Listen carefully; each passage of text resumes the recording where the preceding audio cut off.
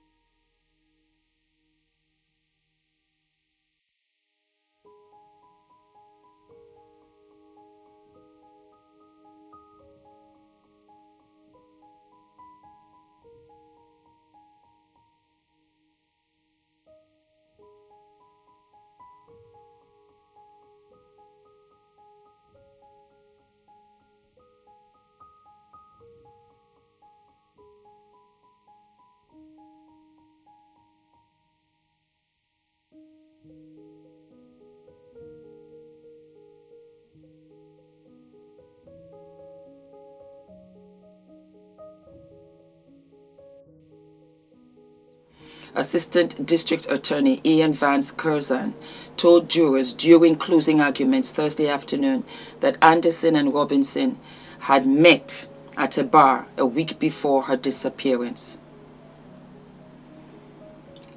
I just realized her name is called Robinson. Ashley Robinson, Shanquilla Robinson. I don't know what it is with the Robinsons. He had met her at a bar a week before her disappearance. Surveillance video and cell phone text and tracking records show they spent the late afternoon and early evening of the 1st of April drinking at 2 bars before going back to Anderson's apartment.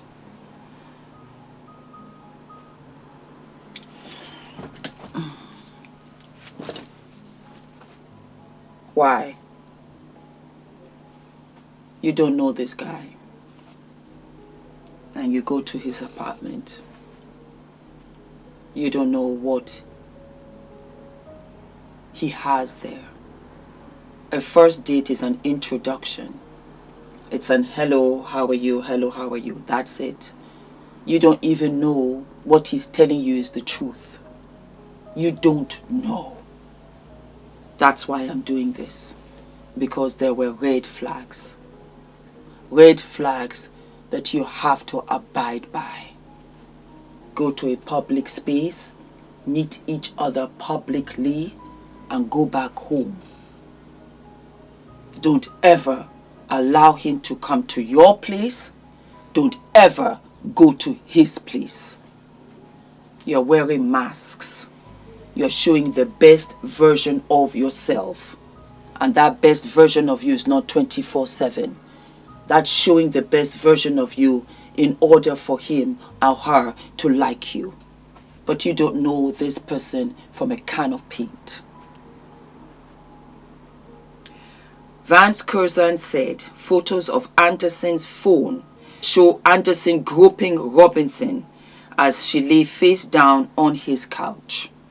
The prosecutor said Robinson was incapacitated at the point that could not have resisted, meaning that she was drunk or drugged. How about that? Because now he has power over you. Because you don't know if he had set this in place and had the bottle topped up with something, laced with something that will render you helpless.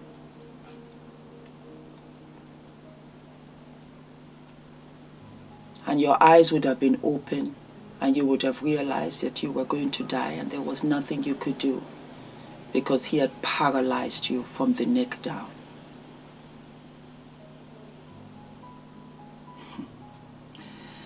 Anderson's attorney, Tony Cotton, said during his closing arguments the prosecutors failed to show Anderson ever intended to kill Robinson. A key element in the first-degree intentional homicide charge, Cotton also argued that nobody heard a struggle in his apartment because he had drugged her, because she wasn't able to scream, because arsenic, cyanide, and other drugs do that to your body.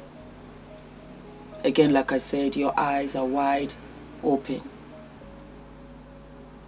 but you can't even open your mouth and scream. This is why I'm doing this story again for you, because you might think it's innocent, you might not even think of it, you're having a good time, you think, well, it's harmless, you've been talking to him for a week, 2 weeks, 3 weeks. It's dangerous. It's dangerous. In this day and age, yes. Anderson never tried to conceal his identity when he boarded the bus, and his clothes and shoes were clean. Then, even though he had been supposedly dismembering a body in a muddy park, Cotton added, that's because he took 2 sets of clothes.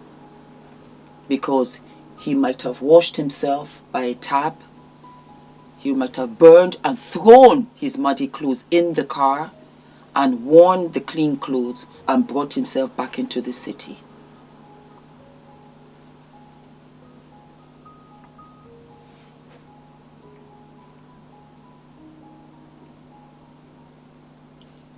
I am so sorry for her family. Again, for the Robinson family. I am speechless. And I am happy that they got justice.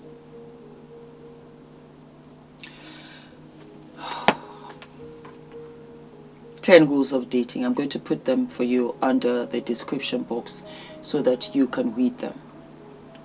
Number one. Meet in a public place. Meet in a public place and make sure you go home. Don't ever go home with him. Don't. Have backup. And if you're going home with him, tell a friend. You know why? Because it will shake him up. So that whatever plans he has, he will decide that it's not going to be with you because people will know where he is. Casually tell them and let him know that you have GPS on your phone. As a matter of fact, your girlfriend knows that you're here. And she will come and pick you up from his place. Let him know that even though you might be alone, you are not alone. Casually just call a friend in front of him and say, you know what, say hello to her, say hello to him, my brother, my cousin, my this, so that he knows that you are not alone. That wherever you go, they know where you're at. I can bet my life on it. He would have said, you know what, let's skip the night hot chocolate. You go home, I've got a busy day tomorrow, I'll see you whenever, wherever. Protect yourself. I am not saying that you should not go out on a date. I'm not saying that you should not go out and have fun. I'm not saying that you should not go out and enjoy yourselves.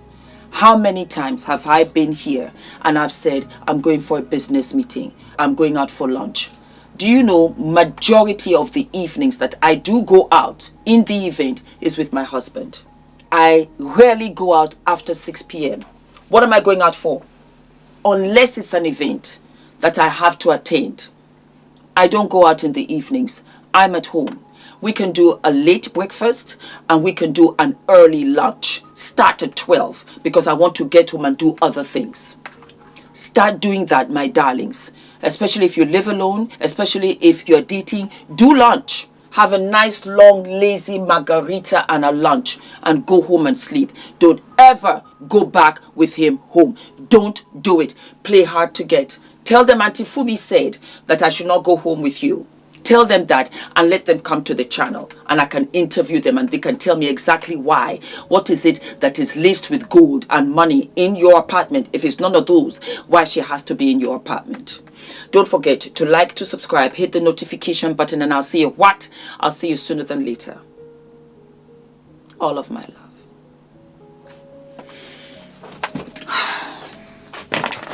I am so excited. I mean, talk about keeping it in the family. For those of you that don't know, I was a beauty queen. Yes, I was Miss West Africa 1990. Yes, decades ago. And then it's come back full circle with my beautiful niece Farah, who is competing to be Miss Alberta. I want you guys to sponsor, to support her. She has a wonderful support page. Please go right ahead and support her. Please, please, please. She is absolutely beautiful and amazing. I remember when Farah was born, and to see her now walking on stage and winning all of these beauty competitions just warms my heart. So I want to use my platform to spread the word out there. Please support my wonderful niece Farah and just click onto the link and give her all the support that you can. I will deeply, deeply, deeply I will deeply appreciate it. And Farah, congratulations. Congratulations. Well, you know you're my daughter anyway, because I don't have daughters. So you are my daughter. It doesn't matter who birthed you. You're my daughter. And I am so, so proud of you. Fumi Nation, this is the first. Yes, my darlings. The next generation doing wonderful and amazing things.